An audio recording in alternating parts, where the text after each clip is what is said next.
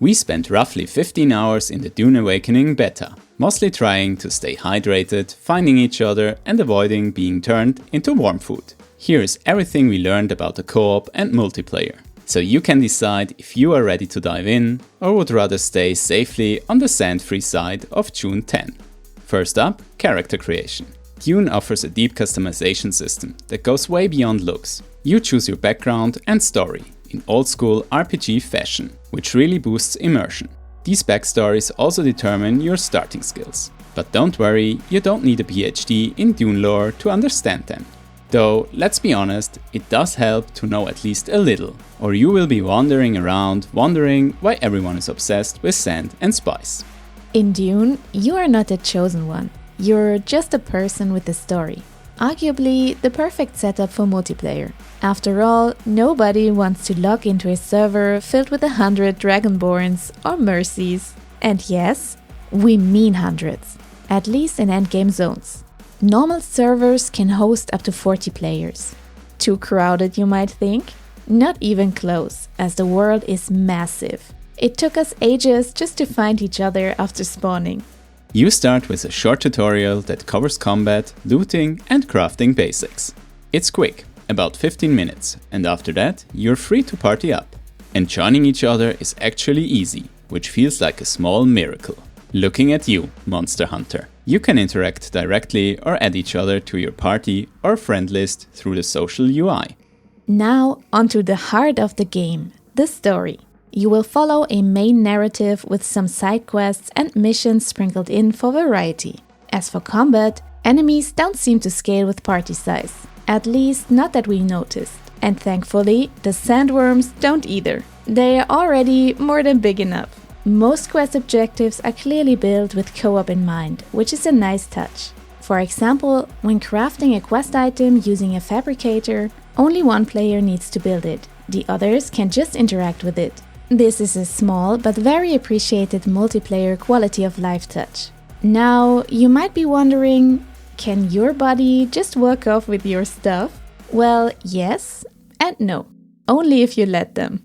Base building is surprisingly well thought out. You can assign build permissions to others. At the highest level, they can place, move, delete and customize anything. The only things they can't do is promoting and demoting others or abandoning the base. Permissions can be set on machinery as well, in case you really want your own fabricator. This makes sense when you're crafting an item that requires a single-use permit. If you're playing with randoms, it's a good way to prevent someone from swiping your finished product. The permission system extends to vehicles as well. They often have multiple seats and can be driven by anyone with permission. Not that Nox had any complaints when I borrowed his bike to scoop him up right in front of a sandworm. You're welcome, by the way. Now, what happens if the base owner logs off? Absolutely nothing. Bases and vehicles remain in the world. You can even keep building in their absence. Great for surprising them with either a beautifully expanded fortress or complete chaos. Your call. And unlike Fallout 76, your base won't get displaced by other players. Your plot is yours and stays yours. But what about cluttering the world? Glad you asked. There are limits. You can only have few bases at a time. And since the map is huge and buildings are subtle, player creations blend in well. The game also encourages a nomadic playstyle. You will move zones often, and when you do, you can abandon old bases, leaving behind neat little loot scavenges and potential foundations for others. It's a cool way of creating indirect player interactions across the map. For more direct interactions, there's an optional proximity voice chat, and a text chat too. Oh, and don't worry too much about moving your stuff from base to base. Once it's time to relocate, you'll have vehicles with trunks. Or just get a friend with good upper body strength. Of course, before you have anything worth hauling around, you'll need to get the loot. And there are a few ways to do that. Resources like ore and granite are gathered with tools that show and target weak points. Only one person can pick them up, but they respawn fast enough, so the competition is held to a minimum, even between different parties. Chests and corpses, however, are instanced. Everyone gets their own loot, so no fights over treasure like in Enshrouded. Since this was just a beta, we haven't seen the full scope of the multiplayer systems yet. But the fundamentals are solid and clearly well considered. Was everything perfect? It never is it? Let's look at the other side of the coin. First off, friendly fire. There isn't any, fortunately. Because while the character creator offers rich customization, Arrakis fashion doesn't. Especially early on, everyone looks like a heatstroke victim in sandy racks. There is also no way to toggle player names or outlines, so you will often be aiming at your own friends. Luckily, you can't hurt them, but we would still like to at least know whom to shoot. Dune isn't a theme park MMO, nor is it a full-blown sandbox. It's an open-world, multiplayer survival game on a massive scale. You follow a story delivered via radio communication, and quest locations are spaced far apart. That's great for co-op. Less interruption, more immersion. We had a blast just exploring and figuring things out, sometimes forgetting the story existed. But if one of you plays ahead solo, it can feel stretched out pretty quickly, especially in the beginning. But what about going in with zero Dune knowledge?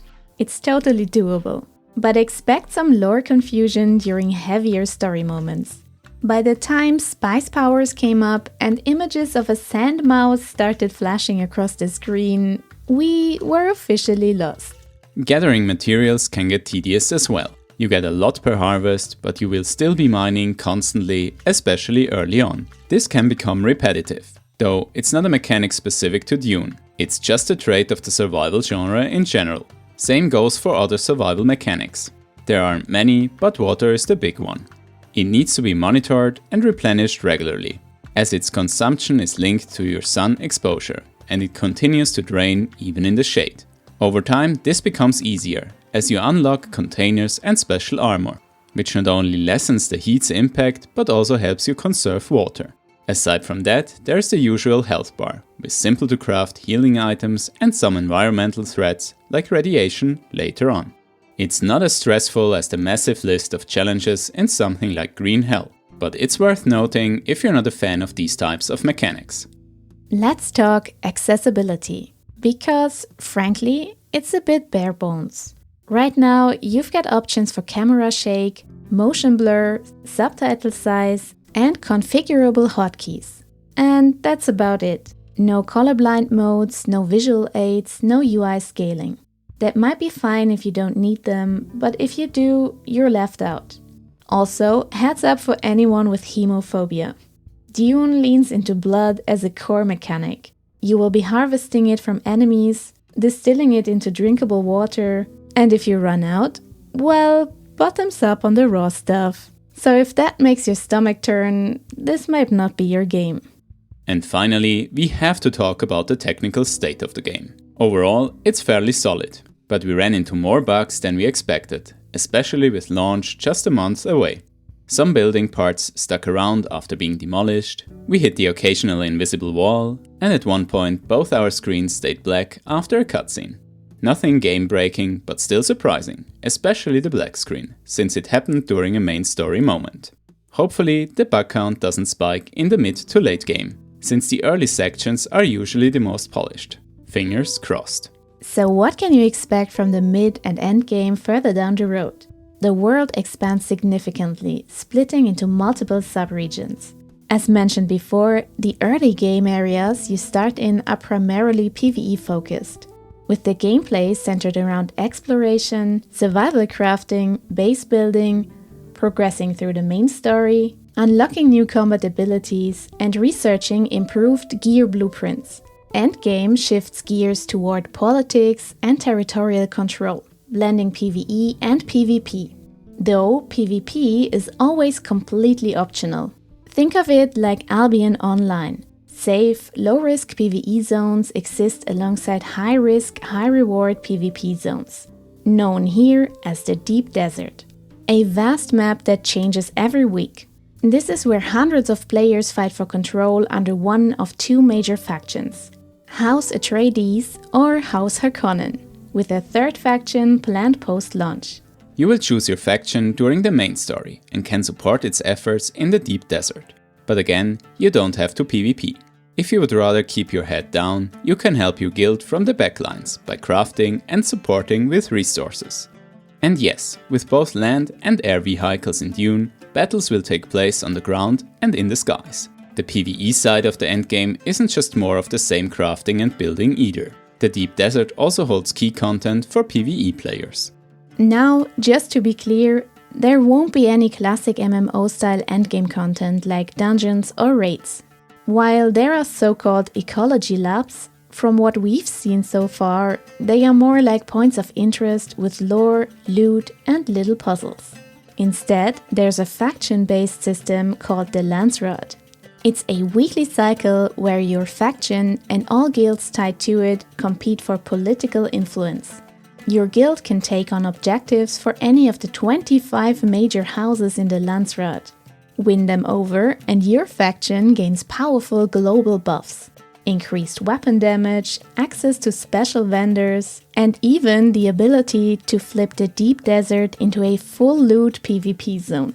A tax system is also among the incentives, similar to New World. But even if your faction loses, you will still earn personal rewards. So it's always worth participating. Lastly, let's take a look at what's coming at launch and what's planned beyond. The full game will introduce a range of new social features, including 2 dedicated social hubs where players can meet up and trade through a cross-server auction house called The Exchange. Alongside typical loot and resources, you will also be trading things like building blueprints and surveyed maps of the Deep Desert.